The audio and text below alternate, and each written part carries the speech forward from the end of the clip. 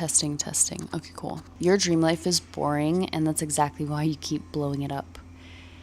It's very interesting because the rebuild and the rebrand is in the identity, and a lot of times we end up torching a good life simply because we are addicted to rebuilding and refeeling like that main character. And when you were brought up in a life full of chaos, and this has nothing to do with like childhood trauma and family trauma, these devices that we carry around cause so much chaos, and we do it to ourselves. Nobody is making us walk around with this. We do it and we don't use it to our advantage. The amount of people that don't understand that this is an actual ATM that they walk around with, and instead they just use it to consume and consume and consume and consume and consume. And you end up consuming so much that you let other people's opinions and other people's traumas and other people's life experiences dictate your life. And I'm not saying don't listen to other people and don't learn through other people's experience and don't have the want to connect with other people. But just because you do that, it doesn't mean that you have to adopt it. And when we are, I say we because collectively, right? But I was so addicted to chaos because of the way that I grew up. And this device, I can't even blame it on anybody else, because even after it was nobody else's responsibility to take care of me, right? As an adolescent, as an adult, I still choose to consume sometimes things that I know are going to cause chaos up in my brain.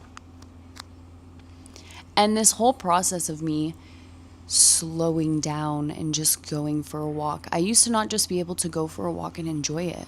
I had so much anxiety and I couldn't slow my brain down enough. And now I'm like, oh my goodness, the other day I went for a walk and I was like, I wish that I would have tracked these walks on like Strava or something, because it's crazy. I would be walking so fast because I'd be thinking.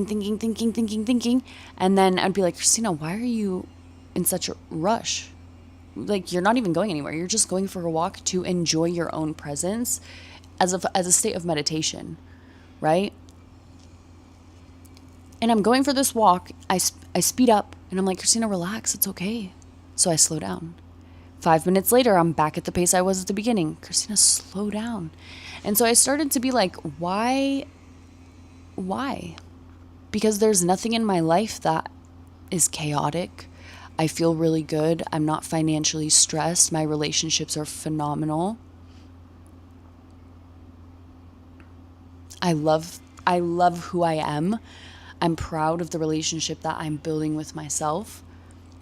Why do you feel so much anxiety and so much stress? These things that we choose over and over and over and over and over again. You have to stop consuming and you have to produce. And I'm not saying start creating content but we are creative creatures. We are creative creatures, and our creativity allows us to alchemize our chaotic activity, whatever is going on inside of us. That gives us this I'm so stressed and I'm so anxious, and there's just so much energy moving through my body. So many times when we're consuming all of this content, we don't realize that we're consuming everybody else's problems. All these story times that we watch on TikTok, these people that you don't even know, you are now absorbing their traumas and the things that they're going through and the things that their kids are going through, because your brain can't tell the difference between your own storyline and somebody else's that's not even a part of your life at all. I've come to terms with the fact that peace feels like nothing is happening because nothing is being taken from you. And when you grew up, or when you were brought up in a way that you felt like you had to earn love, and you felt like things had to be chaotic in order for you to feel like you are worthy, and in order for you to feel like you're being productive, and in order for you to feel like you can bring things into your fruition because you deserve it. And all of that is based on chaos because that was just the way that you were programmed. When you find peace and you slow down, oh, I felt so much guilt. I felt so much guilt, especially because I'm extremely hyper independent. And I programmed myself to think that in order for me to find peace and to be happy, I had to be operating at crazy levels. But peace was never going to find me at that level of operation, because peace never asked me to operate that way. Chaos did.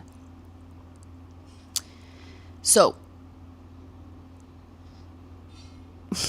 put your phone down, go for a walk, journal, spend time with yourself, and understand where these things came from, because the point of this is not to point the finger, right? So many things that have happened in my life that I could be like, that was your fault, or I was a kid and how dare you, and you should have stood up for me, and whatever makes you feel good about the fact that you were victimized in your head. At some point you just have to stand up and take responsibility. But sometimes it's not responsibility for the action, it's responsibility for the feeling that was inflicted. And you have to visit that feeling inside of yourself in order to understand where it came from, so that you can have a conversation as an inner child. Visit that, the way that feels, visit that as if it's your younger self, because it is.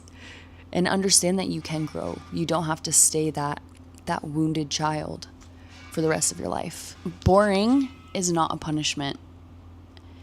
If you're bored and you're slowing down, it just means that you stopped abandoning yourself. See you tomorrow. And side note, it's going to take so much grace from you to you. Give yourself grace.